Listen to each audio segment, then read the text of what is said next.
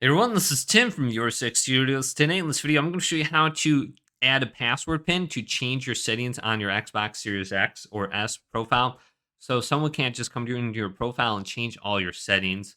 And then we want to go up to settings right here and then go down account and go to sign in and security pin and choose this option. Now, when you're under here, you want to make sure you have a personal pin. So I can go to delete and then I can go to create a personal pin. Now, when you're under this page, we simply need to just come up with some sort of combination. So I'm just going to use the D-pad and do this combination. Now, when I type this in, this will be my pin. So remember it. Don't forget this. And then we want to go down to where it says change my sign-in and security preferences. Once we tap this, it's going to bring us to this page. And we want to go down to custom.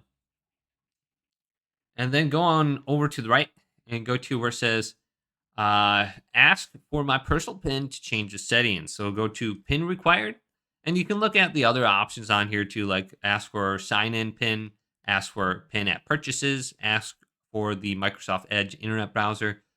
So if you don't want somebody using that, so you got some options on here to look at, and then this will prevent someone changing the settings on you.